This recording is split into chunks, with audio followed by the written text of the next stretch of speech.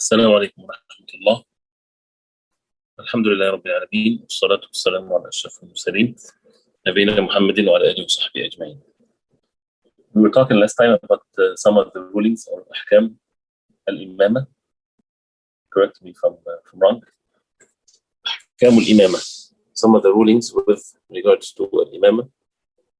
As we know that Salat Al-Jamaah, it's involves or includes the Imam and the Ma'mum. And therefore there are rulings that pertains to Al-Imam and there are rulings with regards to the Ma'mum. The Imamah is such a great position, is not to be asked, but it's to be given to the one that fits. The Prophet ﷺ himself was the Imam of the people. So that's a position that a person is responsible. And it's, as a result of that, it's a great virtue, but for those who would fit such a position. We talked about those who have the priority to lead, but again, it's to be given to the ones that in a particular order, those who have more knowledge of the Book of Allah. And if they are the same, then those who knows best of the Sunnah. If they're in the Sunnah, they're equal, then hijrah, those who made hijrah before others. And if they are the same, then silman, there's the oldest among them after all of these things has been taken care of. So some of the rulings done in a particular order with regards to this is that al-imam is to be followed. The majority al-imamu yu'tamma bih. The majority al-imamu yu'tamma bih. And since he is going to be followed, of course he has to be with certain qualities, the best of them, and with the Quran and so on. But what if someone does not fit that position, but he's a Muslim and he leads the people? If people have a choice, people in charge of a masjid and so on, they should not allow someone that openly commit a sin or upon bid'ah or something like this to lead the people. They have a responsibility to make sure that those who lead the Salah are people of Sunnah, they are not openly committing sins and things like this. But if there's a masjid where the one that leads is upon bid'ah or he openly commits sins, and of course these things are levels, or the ruler is leading and people might disagree with him, or he's an oppressor or whatever there is. What's the ruling of the Salah in this case? That means people are either forced to have someone to lead them, appointed by the leader, for example, or this is how the situation is in a masjid. If he's a Muslim, then it's permissible to pray behind him. And the belief of the people of Al-Sunnah wal-Jama'ah, that they see the Salah behind anyone, whether it's righteous or wicked or evil. And it's never to approve the evil, but it shows this is a ruling that has to be observed. Because it also comes from the matter of forbidding the Ummah to revolt against the rulers, even if they're oppressing them. This is the order of the Prophet ﷺ. And the rulers, they used to lead their people in the Salah. So they would lead them in the Salah. So the people have to follow them in the Salah. And also if they enforce something, they have to follow them. Since the Imam and the Ma'mum, the Ma'mum follows the Imam, so it's not permissible for the Ma'mum to do something with or before the Imam. So to do something before the Imam, this is of course, if he does it intentionally, that invalidates the Salah. And also with the Imam, this is not permissible, to move with the Imam. And the same thing if a person lags behind the Imam for a long time, this is also not permissible. And if he lags behind the Imam and the Imam become ahead of him with two moves, the Salah of the Ma'mum becomes invalid. So if the Imam is standing in the Salah and he says Allahu Akbar and he goes for ruku', and the Ma'mum continue to stand.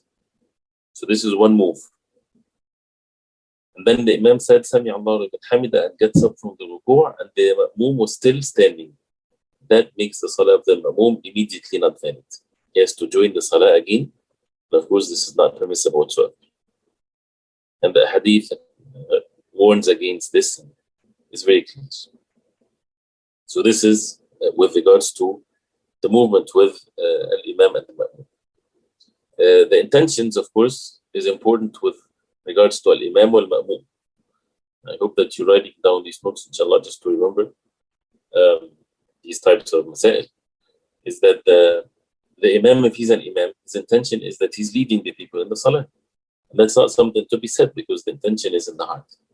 And the Ma'mum, he has the intention that he's not praying alone, he's praying as a Ma'mum, he follows the Imam. This is a very obvious thing, but it becomes important, or what's the significance of it? If someone joins someone else in the Salah, like some people who would miss, for example, the Salah, and they find someone making Salah, they must walk, he has some raka'at that he's making up or so, and the person comes late, so he would join him in the Salah, and that person was a Ma'mum, and the Imam made Salam, and the Ma'mum gets up to finish his Salah, and someone walks in and he joined with him in the Salah. The intention here is so important. The one that joined, it's very clear that he's joining to be a Ma'mum. But what if the one that's supposed to be the Imam, he does not have the intention of being Imam? He doesn't know the ruling. He does not believe that this is the right thing to do. Many people that might have this. So once the Ma'mum feels that the Imam is not being an Imam, and there are signs of this, he's not raising his voice in the recitation if it's a nighttime Salatul Maghrib or Isha or Fajr, but he might be making the third rak'ah, so he doesn't have to make the Salah, the recitation loud. So he would stand still while he's standing with him. He doesn't know yet if he's not been an Imam or not. But it will become very obvious when he goes to Ruku', for example. If he doesn't raise his voice in Takbir, acting like an Imam, then in that case, the Ma'mum should leave him with his intentions. Leave him. That means he stays in his place, but he starts praying as munfarid, as someone praying alone. So that person is not his Imam anymore. Because if you continue to follow him, that it validates the Salah of the Ma'mum in this case. So because of the issue of the intention, that the Imam has to have the intention of being an Imam. The Ma'mum or the Masbuk has certain situations, of course, is that if he comes late, when does a person get to attain Takbiratul Ihram is when he's behind the Imam standing, when the Imam is saying Allahu Akbar to start the Salah. And this Takbiratul Ihram by itself, to attain it or to be there when the Imam is saying Allahu Akbar, it's a virtuous thing. That's why the hadith encouraged him to come early to the Salah. And the sound hadith about من أدرك تكبيرة الإحرام 40 يوما. This is من أدرك تكبيرة الإحرام 40 يوما كتبت له براءتان. Two براءة has been written for him. That means two means of being freed from النار, to be freed from the hellfire, وبراءة من النفاق, and to be freed from النفاق, from hypocrisy. This is a sound hadith quoted by Tirmidhi and others. So that shows the virtue of it, and the virtue of coming early to the Salah. This is one of the sunnah that has been deserted by many of the people today. Allah subhanahu wa ta'ala forgive us. But then if a person comes late, how to perform the Jama'ah, as we know that there are two opinions of this. Just the reason why we're saying two opinions, so that those who used to do it one way or the other, the Salah is valid. But the one opinion that is always being said is that the hadith of the Prophet ﷺ, إذا سمعتم الإقامة فعليكم بالسكينة فما أدركتم فصلوا وما فاتكم فأتموا. If you hear the Iqamah, then be in state of tranquility. Do not run. فما أدركتم فصلوا. What you have reached of the Salah, praise. You join with the Imam in whatever position the Imam is in. وما فاتكم فأتموا. And what you missed, completed. So the ulama, when they talked about completed, that means when you enter the Salah, this is the first rak'ah for you. Regardless of what rak'ah is it, the Imam is in. So you consider that as your first rak'ah. So if you join the Salah in the third rak'ah, Salatul Isha, this is your first rak'ah. Your first rak'ah, that means you recite Surah Al-Fatiha and Surah if you have time. If you don't, then you make ruku' with the Imam. Then after the Imam, they make salam. You make salam, then you stand up and you pray the third and the fourth rak'ah, which will be silent in this case if someone join you in the salah that you're not supposed to raise your voice. So anytime a person joins the salah, if he's masbuk is the one that comes late. Then you consider the first rak'ah that he enters with the Imam as his first rak'ah.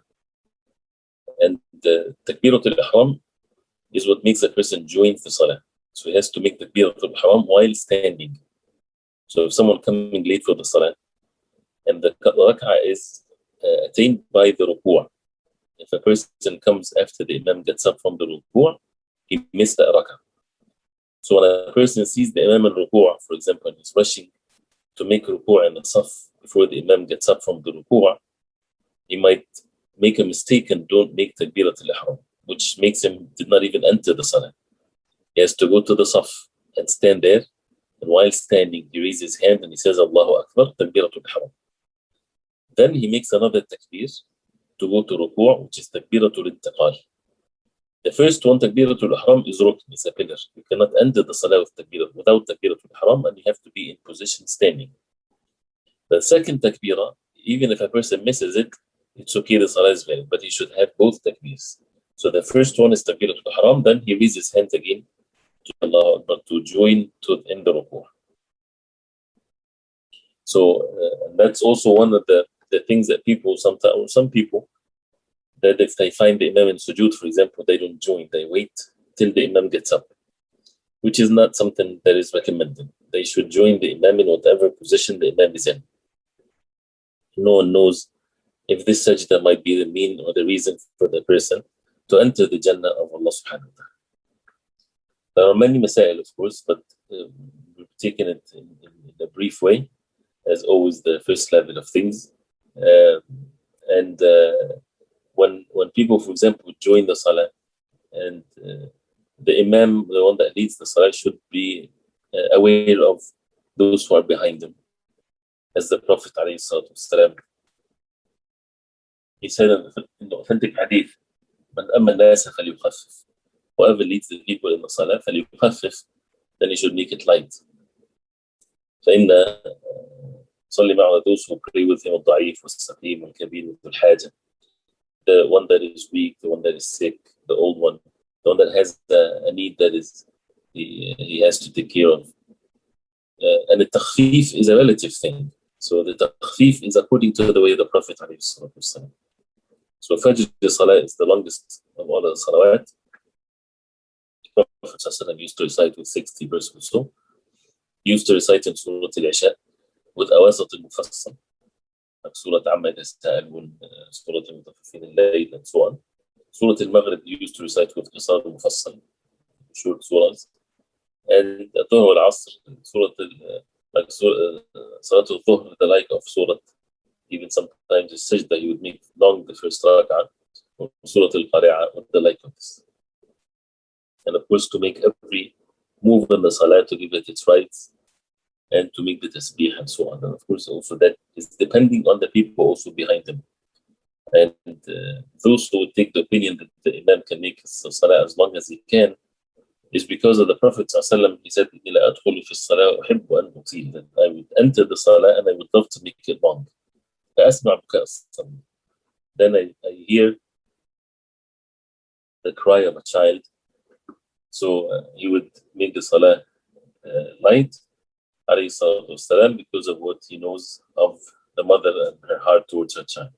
So some said that since the Prophet ﷺ, he said that he would like to make it long, that means if people are upon this and it's known that they would make the salah long, why not? Especially if there is no big congregation or women, old people that are in need, things of that nature. But of course, with the agreement of everyone. And of course, the salah, which is the best subject ever, and one of the things that needs to really be stressed, the masajid should go back the way it should be. Especially in the West, especially in America, there are so much of socialization that is in the masajid, it takes away from the ibadah and the focus of the main subject of the masjid. The masajid, mashallah, many of them are big and institutions and schools, and which was all needed, of course, to the communities. But sometimes it takes away from the job of the masjid. And people become in the masjid for other reasons other than the ibadah and the salah. And when people come to the masjid, their concern should be how to worship Allah. They want to worship Allah subhanahu wa ta'ala, make dhikr. The Prophet ﷺ said that masajid for dhikr of Allah subhanahu wa ta'ala. And to read Quran and to make salah. This is the main job of the masjid. في بيوت الأذن الله أن ترفع ويذكر فيها اسمه يسبح له فيها بالغدو والآصال رجال لا تلهيهم تجارة ولا بيع عن ذكر الله وإقام الصلاة وإيتاء الزكاة يخافون يوما تتقلب فيه قلوبهم والأبصار. In houses that Allah subhanahu wa ta'ala permitted for it to be erect, which is the masajid. يسبح له فيها, they're praising Allah subhanahu wa ta'ala in it بالغدو والآصال, in the morning and in the evening. رجال لا تلهيهم تجارة ولا بيع عن ذكر الله. Men, it does not divert them away from the dhikr of Allah, the lahu, entertainment, amusement, and at-tijara, trade. Nothing take them away from the dhikr of Allah. And iqam as-salah, establishing the salah and giving the zakah. يَخَافُونَ يَوْمًا. This is the characteristics of the people of the masajid. They fear a day, تَتَقَلَّبُ فِي الْقُلُوبِ وَالْأَبْصَارِ, the hearts and the eyes will change. So that means the horrors of the day of judgment. And this is to the end of the verses. So this is how the masajid should be. That's why when we talk about these rulings and matters of fiqh, is to bring the humbleness and the khushu' in the salah. And when we say the ma'moom follows the imam, this is with the khushu' in the heart. And fiqh matters is essential for a person to attain the khushu' and the presence of the heart in the salah. One of the things also that when we said if the imam is praying alone with someone, two people only, then the ma'moom stands right next to the imam on his right side. And the woman stands in the line. If she's imam to the rest of the women, then she stands in the middle of the line with them. She does not go forward. And the imam, if there's more than one, then he goes forward and the people are behind him. And it's not permissible for someone to pray in front of the imam. And the women are to be prayed in the back. And the best lines of the women are the last lines, and the worst of the lines of the women are the ones that are closer to the men, and opposite for men, to have that separation between men and women. And if that's the case in the salah, then you can imagine how it should be other than the salah. People are in devotion and ibadah to Allah, in order to be completely away from one another, the men and women. So that means outside the salah, this is even more. The issue of, and because of the time, just one last point here, taswiyat al-sufuf, making the lines straight and filling the gaps. This is part of the salah. The Prophet ﷺ, he would say when he's lining up the rows on the salah, he would say, سَوْوا صُفُوفَكُمْ فَإِنَّ تَسْوِيَةَ الصُّفُوفِ مِنْ إِقَامَةِ الصَّلَاةِ, which means make your rows, your lines straight, because indeed making it straight, making it even and straight and so on, is part of the establishment of the salah. So when Allah subhanahu wa ta'ala said, وَأَقِيمُوا الصَّلَاةِ, establish the salah, what does it mean? It means to pray and to make proper wudu and so on, and to make the line straight, and to all of the different acts of the salah. So making the line straight is part of the salah. And the Prophet ﷺ would say, أَقِيمُوا الصُّفُوفِ, أَقِيمُوا الصُّفُوفِ, make the saf, establish the saf, like a brick wall. وَحَادُوا بَيْنَ الْمَنَاكِبِ, and make the manakib, the shoulders, right, even with one another. وَسُدُّوا الْخَلَلِ, and fill al-khalal, fill the gaps in between. وَلِينُوا بِأَيْدِي إِخْوَانِكُمْ, and be soft with your brother's hands. Do not make it difficult and tight for them. وَلَا تَذَرُوا فُرُوجَاتٍ لِلشَّيْطَانِ, and do not leave gaps for the shaitan. وَمَنْ وَصَلَ صَفًّا وَصَلَهُ اللَّهُ, and whoever connect a saf, Allah subhanahu wa ta'ala will connect him. وَمَنْ قَطَعَ صَفًّا قَطَعَهُ اللَّهُ, and whoever disconnect a saf, Allah subhanahu wa ta'ala will sever him. And the Prophet would say, istawu 3 times. And this is, part of the salah, as we heard, and the reward of it is as mentioned. And that's why people should not take this matter lightly. But with the situation that people are facing nowadays, of course, this is the fatwa of the ulama that we have to follow because of the exceptional situations. But we have to be careful with what's in our hearts, that a person should not like the situation, like to have space and put his carpet on and nobody's touching him. This is something that a person has to dislike. It's just an exceptional situation, and soon, inshallah ta'ala, things will go back to normal. So that's the norm. Otherwise, the salah, if it's done like this is something that is very disliked. And this is one of the jobs of the imam, to make sure that the saf, that the rules are aligned. We'll stop here, inshallah, because of the next class. Wa sallallahu alaihi wa sallam wa baraka Muhammad wa sahbihi wa sallam. Assalamu alaikum wa rahmatullah.